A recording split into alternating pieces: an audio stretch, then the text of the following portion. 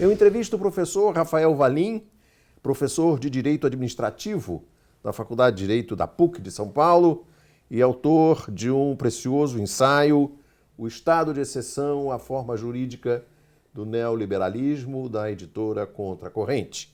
No primeiro bloco da nossa conversa, nós conversamos sobre o que é o estado de exceção, se o estado de exceção no Brasil é a exceção à regra e qual o papel do estado de exceção numa das decisões do juiz Moro de Curitiba, como, por exemplo, aquela em que ele vazou para a Globo uma conversa privativa entre uma presidenta da República e um ex-presidente. Agora eu gostaria de conversar com o professor Valim sobre o papel do estado de exceção e a economia. A preponderância da economia ou da discussão econômica é fundamental para a instalação de um estado de exceção. Hoje nós temos, me parece, não só no Brasil, mas no mundo todo, um fenômeno também muito claro, que é o que eu chamo, inspirado num teórico italiano muito importante, que é o Ferrajoli, que diz que hoje há uma subalternidade da política à economia, ou seja, a economia é que governa a política e não o contrário. E isso provoca também uma transformação silenciosa nos governos, né? Porque há um simulacro de democracia, uma democracia sem povo, uma democracia falsa. Né?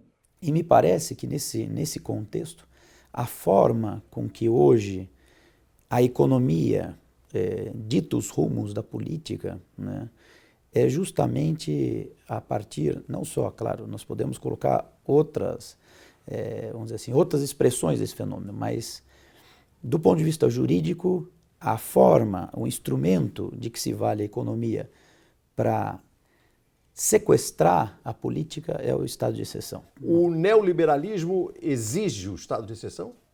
Me parece que sim, me parece que sim. A economia não casa muito bem com a política, né? Isso eles até declaram, nós temos exemplos até na história, de que a economia, ela na verdade, ela quer o domínio total da eficiência, né? E não se dá muito bem com essa história de democracia. Soberania popular. De soberania popular. E hoje também o neoliberalismo ele tem uma característica que é ser essa forma de colocar as coisas de uma maneira dissimulada, né? Em todos os planos. Né? Ele não se coloca como uma ideologia. Não. Ele se coloca como, né, como se fossem os fatos, ele derivaria dos... E, então, uma teologia. Como se fosse algo natural. Natural. Como se fosse... E me parece que o estado de exceção, que ele tem essa característica de dissimulação, é difícil para as pessoas entenderem, compreenderem. É diferente de você colocar tanques nas ruas e tirar um governante eleito pelas vias democráticas. Então, me parece que ele é indispensável. E qual o papel da mídia na construção do estado de exceção?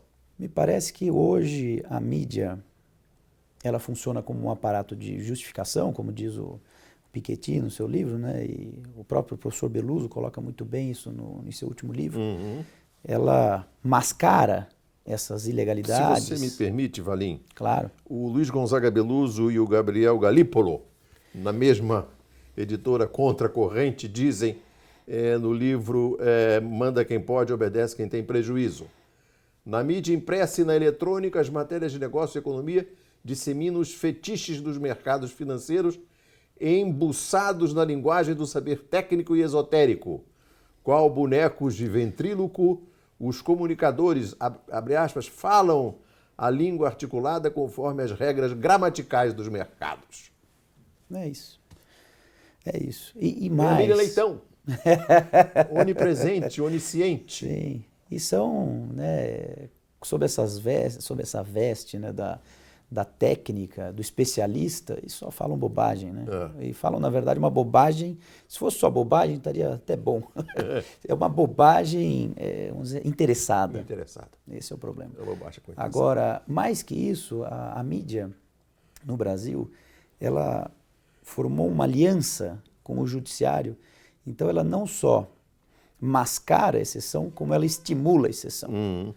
Então, me parece que as principais violações e essa sistemática violação da ordem jurídica, ela tem como grande motor a mídia. Né? Claro. O seu livro menciona uma célebre briga do presidente Franklin Roosevelt com a Suprema Corte americana, que era uma Suprema Corte muito reacionária, e que o derrotou em várias medidas que ele quis tomar em relação ao New Deal. Então ele pronunciou uma frase muito interessante: salvar a Constituição da Suprema Corte. Sim. Salvar a Constituição da Suprema Corte. E ele propôs que a Suprema Corte tivesse 15 juízes e que ele pudesse nomear um novo juiz a cada vez que um juiz tivesse 70 anos. Como era uma corte muito velha, ele ia poder nomear 6 juízes de uma vez só. Qual é a saída?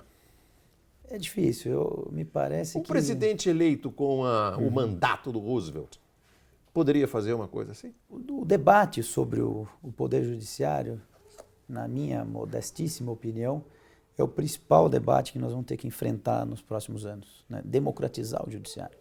Hoje o Judiciário, ressalvadas honrosas exceções, ele não tem mais pudor em pronunciar a sua suposta superioridade perante a sociedade, a sua... É uma coisa assim assustadora realmente, assim, como eles se colocam acima, né, da ordem jurídica, acima de todos e estão completamente à margem do jogo democrático. Professor, como é que o senhor explica?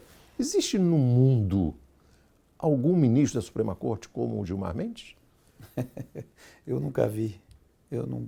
Eu confesso que eu não tenho notícia. Né? Mas ele não esconde a parcialidade dele. Mas é um exemplo dos tempos e de como a sociedade brasileira também está doente. Né?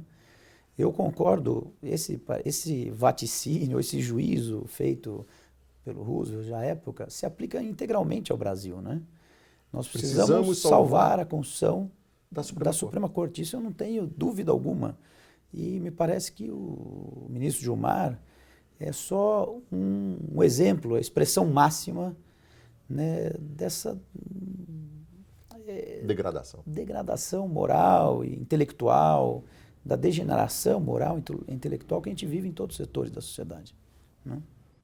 Essa foi a segunda parte da entrevista que eu faço com o professor Rafael Valim. Nós tratamos já no primeiro bloco do que é o estado de exceção, o papel da Lava Jato no estado de exceção. Agora, nesse segundo bloco, tratamos do papel da imprensa, tratamos de uma reforma da Suprema Corte.